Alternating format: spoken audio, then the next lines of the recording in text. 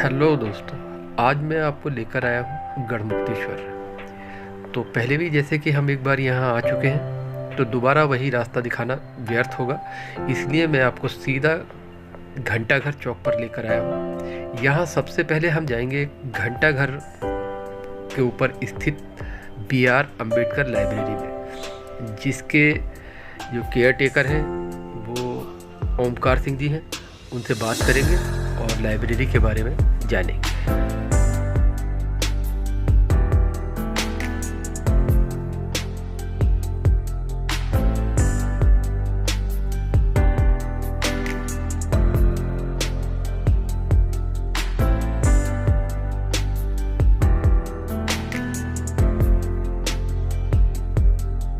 तो दोस्तों, ये अब हम आपको लेकर आए हैं BR अम्बेडकर पुस्तकालय, जिसके जो कार्यकर्ता है ओमकार जी से हम जानेंगे कि ये कब स्थापित हुई और इसके स्थापित करने का उद्देश्य क्या है। सोना सिंह जी ने बनाई थी, सोना सिंह जी और इन्हें 15 साल हो गए। बहुत अच्छे तरीके से ये देखिए बैठने का सिस्टम, और ये जो है जो आपको कुर्सियाँ दिखेंगी वो भी रॉयल स्टाइल की बहुत अच्छी तरह से इसको संजोया गया है। और ये देखिए, तो मतलब कहीं भी ये नहीं है कि एक स्तरीय पुस्तकालय कहा जा सकता है। का पूरा संविधान है, 1 से लेकर 40 तक खंड है इसमें।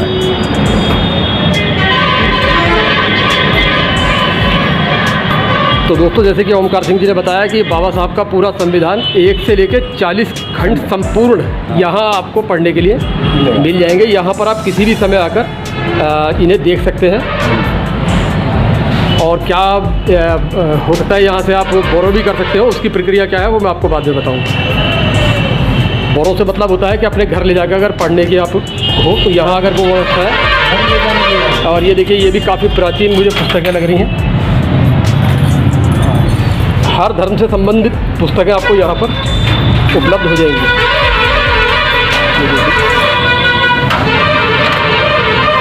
ये देखिए, बौद्ध धर्म से संबंधित सभी पुस्तकें आपको यहाँ उपलब्ध हो जाएंगी। और ये देखिए, इंडिया 2014 का जो गज़ट है वो भी यहाँ पर रखा हुआ है।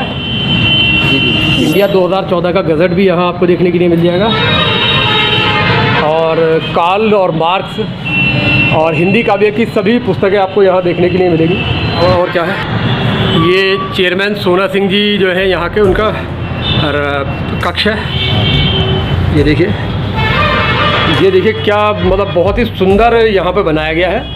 और बैठने की व्यवस्था भी यहाँ बहुत सुंदर करी गई है। मतलब कुल मिला के सफाई और शांति और पुस्तकों का चयन बहुत अच्छा है। और जो यहाँ का जो बताया है भैया ने, तो वो भी सारा सब कुछ देखने के बाद में कि लगता है कि बहुत अच्छे से इसको संजोया गया है। ये क्या है जी? बच्चों के लिए अच्छा।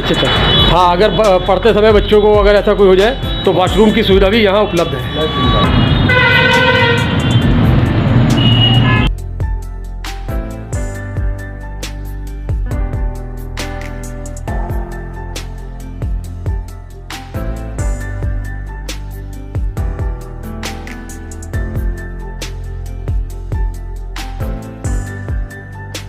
ये हम लाइब्रेरी के ऊपर स्थित घंटाघर की छत पर आ चुके हैं। यहाँ से ये आपको पूरा गढ़मुक्तेश्वर नज़र आएगा और यहीं से आपको नज़र आएगी घंटाघर की वो घड़ी जो यहाँ इसकी छत पर स्थित है। तो यहाँ पर देखिए कुछ कार्य भी चल रहा है। और यहाँ आपके सामने ये देखिए दोस्तों, ये घड़ी भी है, फ़िलहाल बंद है। और इस घड़ी को तकरीबन यहाँ लगे हुए 15 साल के करीब हो चुके हैं। और देखिए, आपको इसका मैकेनिज्म भी दिखाएंगे। तो देखिए, ये देखिए दोस्तों, ये इसको चलाने वाली मशीन थी। ये इसमें वेट डाला जाता है और उसके बाद में उधर ये एक मशीन होती है। तो अभी मरम्मत ना होने की वजह से ये अभी जो है फ़िलहाल शायद बंद पड़ी है। हाँ।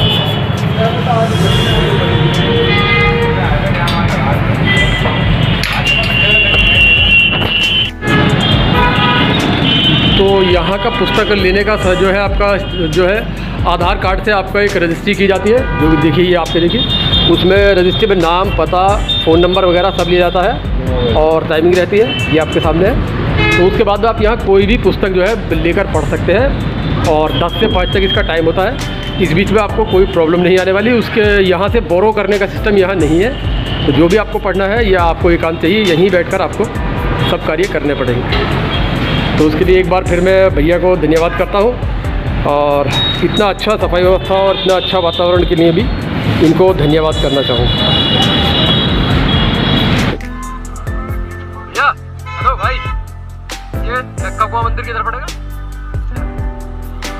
दोस्तों, लाइब्रेरी से निकलने के बाद में अब हम नक्का कुआं मंदिर की तरफ चलेंगे और वहाँ आपको पहुँचने के बाद में दिखाएंगे वहाँ का जो मंदिर है और उसके इतिहास के बारे में भी आपको बताएंगे।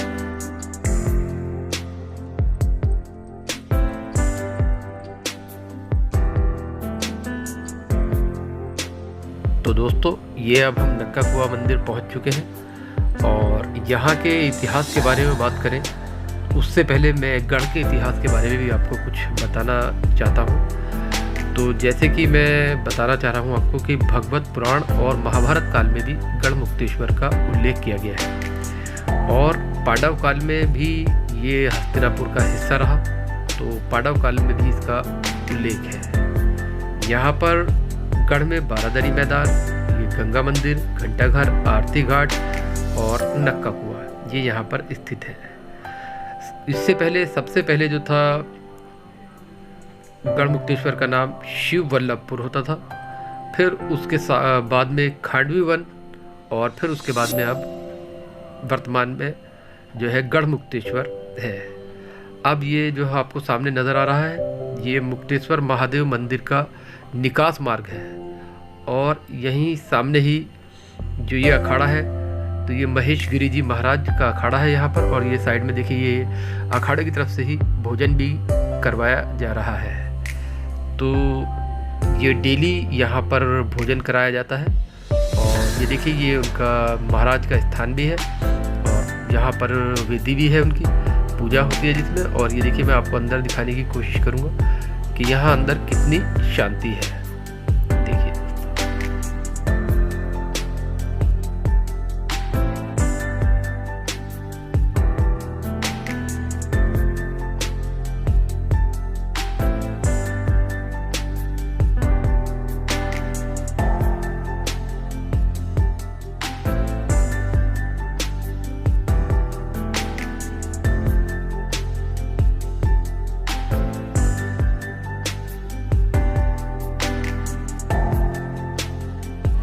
यहाँ से निकलने के बाद में दोस्तों हम ये देखिए, आपको सारे पितृ थान जिन्हें बोलते हैं, पितरों के थान जो हैं ये नज़र आएंगे। ये आप देखिए सारे पितरों के थान यहाँ पर। अच्छा, यहाँ से निकलने के बाद में अब हम यहाँ से आपको दिखा रहे हैं फ़िलहाल ये थान।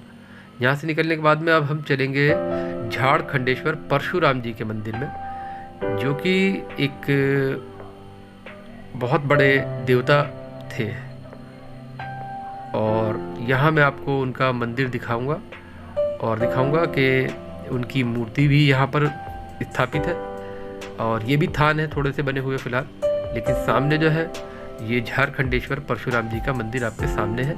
और देखिए, अब उसमें अंदर से देखते हैं।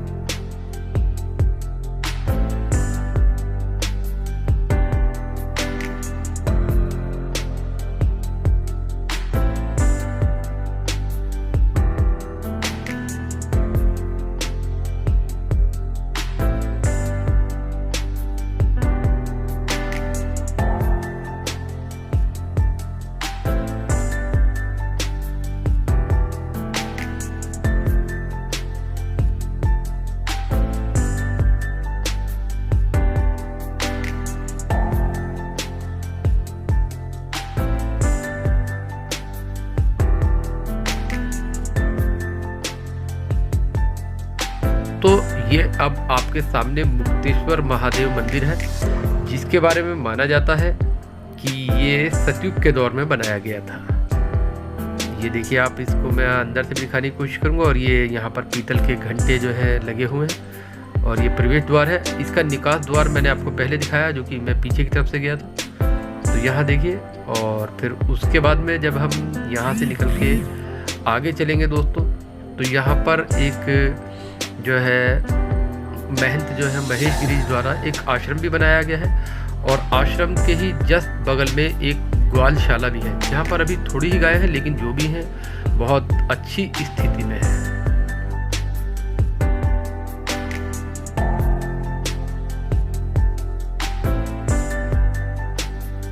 तो गौशाला से निकलने के बाद में ये आपको प्राचीन नहुष कुश जो आपको दिखाया जा रहा है, जहाँ कहा जाता है कि कई साल जो है महाराजा नहुष यहाँ पर मगर की योनि में पड़े रहे।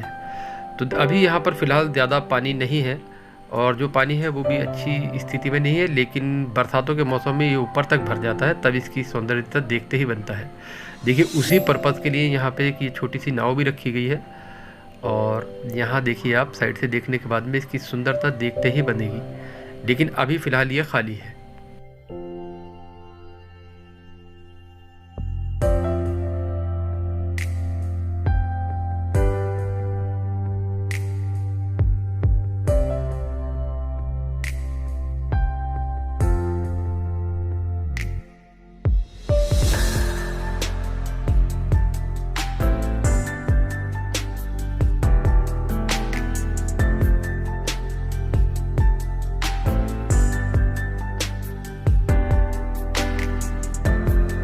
दोस्तों नहुष कुश से निकलने के बाद में यहाँ सामने आपको ये महिषासुर मर्दिनी का जो है मंदिर नज़र आएगा।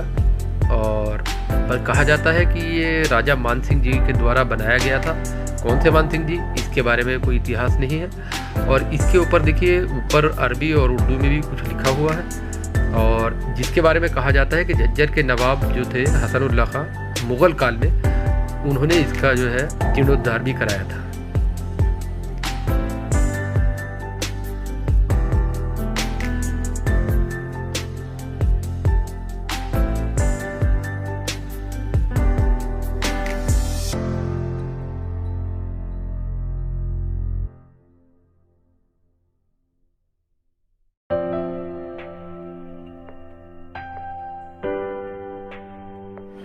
तो नक्का कुआ मंदिर के बाद में दोस्तों अब हम बारादरी मैदान में पहुंच चुके हैं, जहां पर कि रामलीला का मंचन भी होता है। और कहा जाता है कि ये जो है आपके सामने इसमें 12 दर है, और 12 दर जो है इसमें इसी वजह से इसका नाम बारादरी पड़ा। और ये जो है प्योर संगमरमर का बना हुआ है। इसके बारे में हम यहाँ के जो लोग आसपास के रहने वाले लोकल हैं उनसे थोड़ी सी बातचीत करेंगे और इसके बारे में आपको बताएंगे।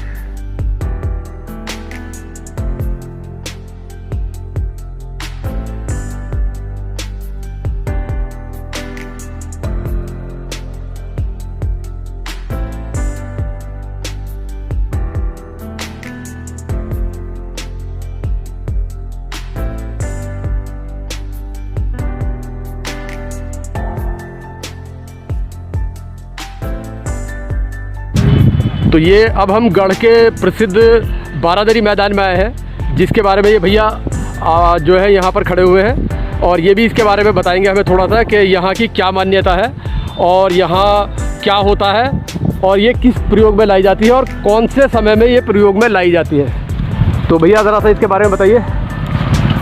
ये बारादरी है जी, गढ़मुक्तेश्वर का बहुत प्राचीन है, ये समझ के चलिए। ये प्राचीन स्मारक यहाँ रामलीला भी होती है, संगमरमर के पत्थर से बनाया गया है। जी जी। बहुत मतलब ये राजा हुए करते थे, कोई रघुवीर सिंह हापुड़ के सोड़ा है उनका, सोड़े के राजा रघुवीर सिंह समाधि है जी।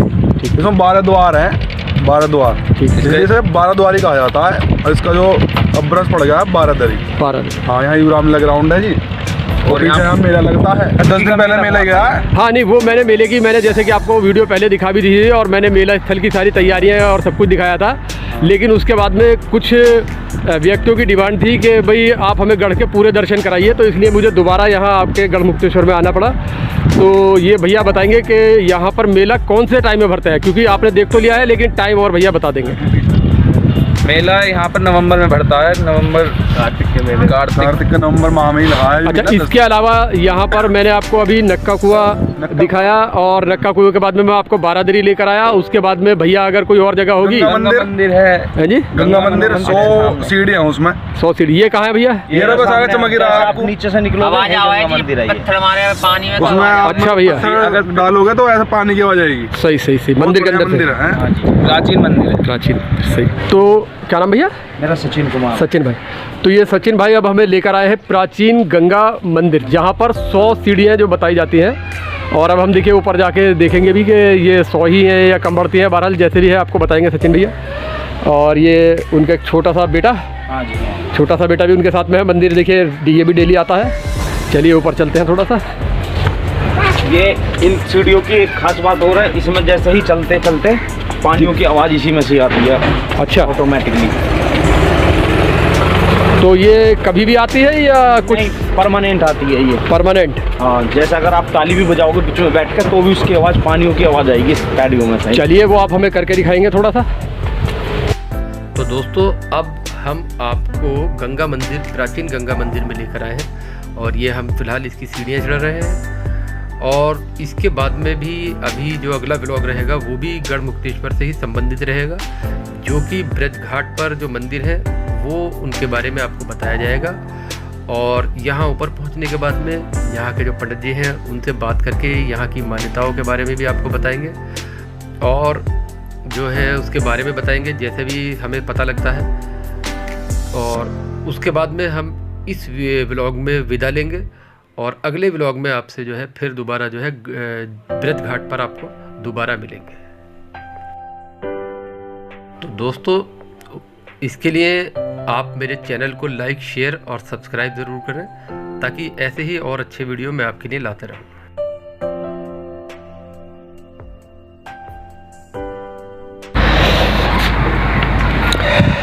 देखिए अब यहाँ पर हम आए हैं प्राचीन गंगा मंदिर और उसके बराबर में स्थित है प्राचीन श्री राम मंदिर। और ये जो है इनके पुजारी जो है चंद्रशेखर जी हैं। फ़िलहाल वो यहाँ पर उपस्थित नहीं है। तो अब सुमित शर्मा भैया जो है हमें यहाँ का थोड़ा सा इतिहास बताएंगे। जो प्राचीन मंदिर है ये, यहाँ भगवान राम की मूर्ति है और वो काले रंग की मूर्ति है।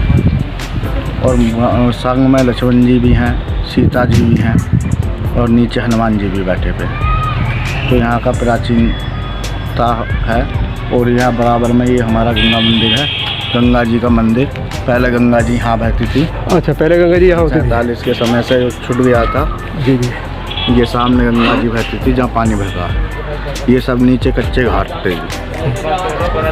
ठीक ठीक। फिर ये पीछे हट गई गंगा जी और मैं पंडित जी से बुलवाता हूँ, आपकी एक बार फिर बात कराता हूँ। चलिए।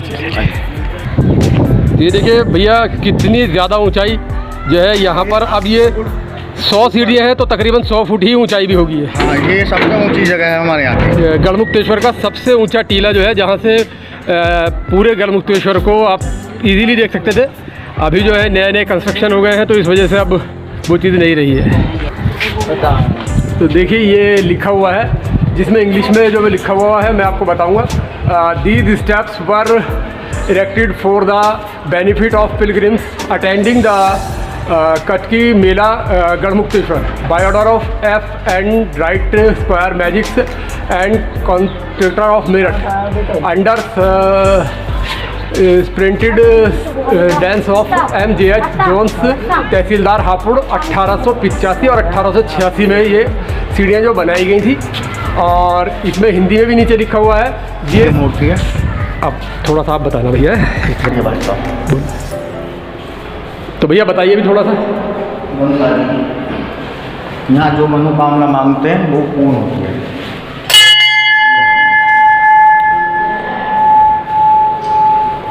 और पुष्कर जी के बाद में एक जो पुष्कर जी के बाद में एक मूर्ति हमारे यहाँ ब्रह्मा जी की है। अच्छा, वो उधर दूसरी साइड है। अच्छा, ये परिक्रमा जो है ये भागीरथ जी भी हैं। जी देखिए, गणेश जी भी हैं। और एक ये बहुत अच्छी व्यवस्था मुझे यहाँ ये लगी कि आपको परिक्रमा बहुत से लोग जो है उल्टी तरफ से कर बैठते हैं तो उन्हें उसका फ़ायदा नहीं मिल पाता है। तो यहाँ पर एरो के निशान बना करके दर्शाया गया है कि आपकी जो है परिक्रमा कौन से हाथ से आपको शुरू करनी है। ये देखिए पूरा राउंड आपको मिलेगा परिक्रमा के लिए। हाँ जी, घूम लो। ये देखिए बच्चे भी जो है यहाँ पर घूम घूम के मस्ती कर रहे हैं थोड़ी सी।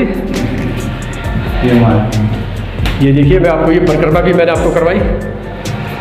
तो कहीं ना कहीं गढ़मुक्तेश्वर का इतिहास इतना पुराना है। इंडिया में अपनी तरह का दूसरा मंदिर है, जो कि पहला मंदिर पुष्कर जी में है और दूसरा मंदिर यहाँ गढ़मुक्तेश्वर में है। उसके बाद में यहाँ इंडिया में कोई तीसरा मंदिर ब्रह्मा जी का उपस्थित नहीं है। तो ये भी एक बहुत बड़ी बात है कि पूरे इंडिया में 2 जगह सिर्फ ब्रह्मा जी का मंदिर जो है पाया जाता है। तो इसका मतलब ये रहा कि इसके प्राचीन होने की वजह से ही यहाँ पर ये चीज़ें आपको नज़र आएंगी।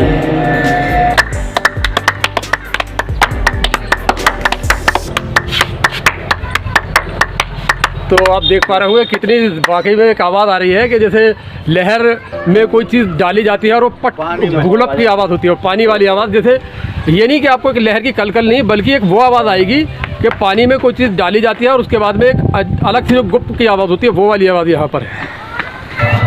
तो देखिए जैसे कि मैंने अब आपको प्राचीन गंगा मंदिर दिखाया, अब यहाँ के पुजारी जी श्री लक्ष्मी नारायण जी से बात करेंगे और वो हमें इसके इतिहास के बारे में बताएंगे कि यहाँ की मान्यता और यहाँ का इतिहास क्या रहा है। लगभग अब से ये मान के चलिए 125 साल पहले गंगा जी इस मंदिर के नीचे से बहती थी।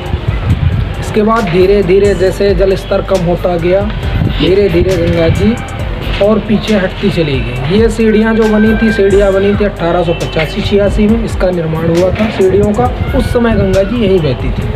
अब यहाँ से गंगा जी लगभग 2 से 3 किलोमीटर है। ठीक है। मंदिर का इतिहास जो है बनवाया किसने, इसकी जानकारी हमें नहीं, हमारे पूर्वजों को भी नहीं है मंदिर के विषय में। ठीक है। लेकिन इसका जो जीर्णोद्धार हुआ है वो झज्जर के नवाब हैं हसनुल्लाह खां, उन्होंने इसका जीर्णोद्धार कराया था।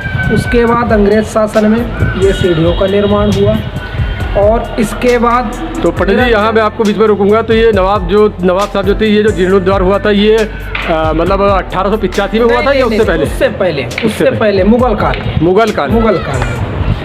काल में हुआ था। उसके बाद फिर अंग्रेज़ों का शासन आया, तो अंग्रेज़ों के शासन के दरमियान ये जो सीढ़ियों का निर्माण हुआ है ये कार्य हुआ है। उसके बाद पर्यटन विभाग के द्वारा भी इसका समय समय पर कुछ न कुछ मरम्मत का कार्य होता रहता है। और मंदिर में लगभग ये मान के चलिए वर्ष में एक बार जो कार्तिक पूर्णिमा होती है उसमें जो गढ़गंगा का मेला वो तो फेमस ही है, सबको जी। वो मैंने आपको पिछले व्लॉग में उस मेले के बारे में मैं आपको दिखा भी चुका हूँ। उसी के आगे का भी ये पंडित जी आपको बता रहे हैं। जी। तो जो मेला लगता है वो मेला मेन रूप से यहीं का है, अपने मंदिर के नीचे का ही उसे मानिए, क्योंकि पहले गंगा जी यहीं बहती थी। तो दीपदान इत्यादि जो कार्य होते थे मंदिर के नीचे ही होते थे। तो जो मेन महात्मा है यहाँ के स्नान का, दान का, पुण्य का, वो कार्तिक महीने में है। कार्तिक में भी 5 दिन, एकादशी से लेकर के पूर्णिमा पर्यंत तो यहाँ का हमारे मंदिर का ये। तो और कोई बात जो आप जो है शासन से कहना चाहें या यहाँ के लोगों से कहना चाहें? यहाँ से लोगों से करबद्ध प्रार्थना ये है कि जो हमारी ये सीढ़ियाँ हैं, सीढ़ियों में पत्थर इत्यादि ना फेंकें, यहाँ पर गंदगी ना फैलाएं और पूजा दर्शनार्थ के हिसाब से यहाँ पिकनिक स्पॉट बनाने की कोशिश करें। ये देखिए बहुत अच्छी बात कही है, क्योंकि आजकल एक नया चलन चल पड़ा है कि मंदिरों और जहाँ पूजा वाले स्थल हैं लोग बाग वहाँ पर भी एक गुटखे वगैरह खा के आते हैं, थूकते हैं, बोतल फेंकते हैं, गंदगी करते हैं और दर्शन के अलावा बाकी सब वो कार्य किए जाते हैं जो नहीं करने चाहिए। तो कहीं ना कहीं इससे क्या होता है कि मंदिर की आस्था जो है भंग होती है और जो वहाँ के सेवादार और जो वहाँ के कार्य करने वाले होते हैं उनके मन को ठेस पहुँचती है। तो कृपया करके ऐसा कोई भी कार्य ना करें कि और गंदगी तो ख़ास तौर से कहीं भी किसी भी प्राचीन स्थल पर ना ही करें तो ज़्यादा अच्छा रहेगा।